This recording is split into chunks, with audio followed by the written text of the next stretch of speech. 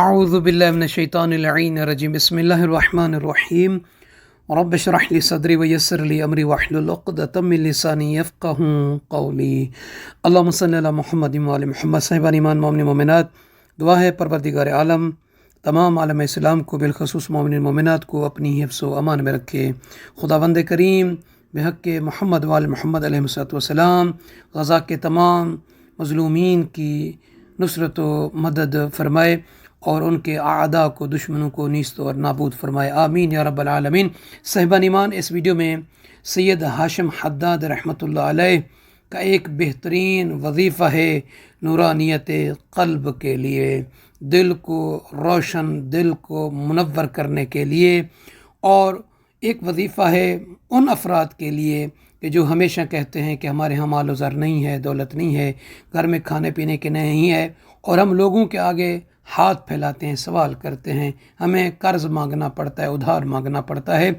ان افراد کے لیے کہ اگر وہ اس وظیفے کو کریں گے تو اس عمل سے، اس کی برکت سے خداوند عالم انہیں غنی فرما دے گا، خداوند عالم انہیں رزق کثیر عطا فرمائے گا، اور وہ لوگوں سے سوال کرنے سے، لوگوں سے مانگنے سے بچ جائیں گے۔ اور دوسرا وظیفہ ہے، اگر کوئی ایسا بندہ کہ جس کو اذیت ہو، تکلیف ہو کسی دوسرے بندے سے، خواہ شوہر سے اذیت ہو، گھر کے کسی افراد سے، یا شوہر کو بیوی سے، اس طریقے سے کسی کو اذیت تکلیف ہے اور وہ اس کو پریشان کرتا ہے، اور وہ چاہتا ہے کہ اس کی زبان بندی رہے، میرے خلاف پروپیگنڈے نہ کرے، تو ایسے افراد کے لیے ایک بہترین وظیفہ ہے دعا کا۔ اور یہ دعا اس کے پروپیگنڈوں سے، اس کے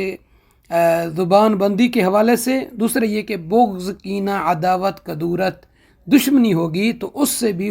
یہ محفوظ رکھے گا۔ تو صاحبان ایمان، سب سے پہلے سید ہاشم حداد رحمۃ اللہ علیہ کا ایک وظیفہ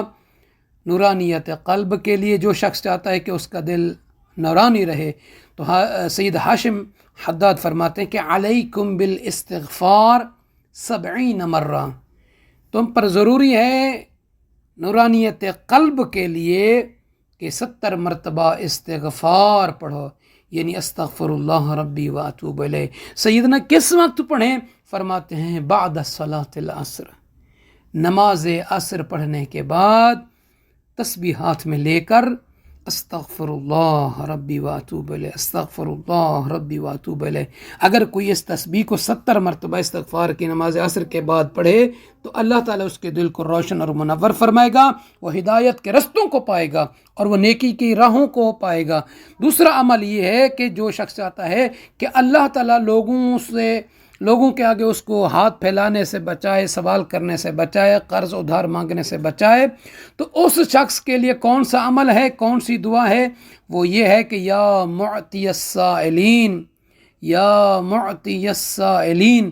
114 مرتبہ پڑھنا ہے۔ اس کا وقت کیا ہے؟ بعد صلاۃ الفجر،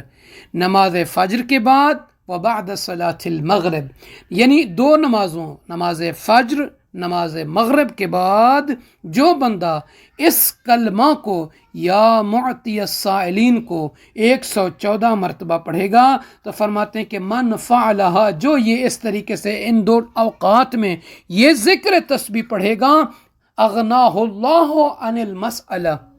خداوند عالم ایسے بندے کو لوگوں کے آگے ہاتھ پھیلانے سے، مانگنے سے، قرض ادھار مانگنے سے غنی کر دے گا، یعنی محتاج نہیں ہوگا، خدا اتنے اسباب اسے عطا فرمائے گا۔ وَآتَاهُ اللَّهُ كَثِيرًا خَيْرًا كَثِيرًا، خداوند عالم اس کو خیر کثیر عطا فرمائے گا۔ جس بندے کو اللہ رب العزت، ایمان سے بتائیں، خیر کثیر عطا فرمائے، کیا وہ لوگوں کے آگے سوال کرے گا؟ نہیں کرے گا۔ تو آپ بھی اس عمل کو کریں نماز فجر، نماز مغرب کے بعد۔ اور دوسرا عمل ہے صاحبان ایمان ان لوگوں کے لیے جو چاہتے ہیں کہ دشمن کی دشمنی سے محفوظ رہیں اور ان کے دشمنی اور ان کے کینے اور بغض کو ان کی طرف پلٹا دیں، تو ایسے افراد کو چاہیے کہ 99 مرتبہ ان اسماء خمسہ کی ہمیشہ تسبیح کرے، یعنی ان اسماء کو 99 مرتبہ اکٹھا کر کے، یعنی یا منیع یا شفیع یا شفیق یا رفیق یا اللہ، ایک مرتبہ، پھر یا منیع یا شفیع یا شفیق یا رفیق یا اللہ،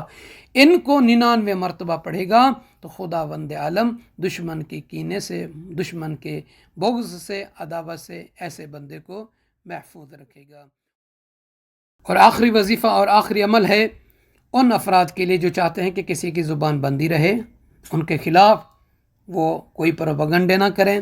اور ان کے ڈر اور خوف سے وہ اسے چاہتا ہے کہ وہ بچا رہے، تو اس بندے کو چاہیے کہ اس دعا کو جو ہے وہ لکھے پیپر پر، سفید پیپر ہو بغیر لکیر دار، اس کو اپنی جیب میں بھی رکھے، یا یہ ہے کہ گھر کے کسی کونے پر، اپنے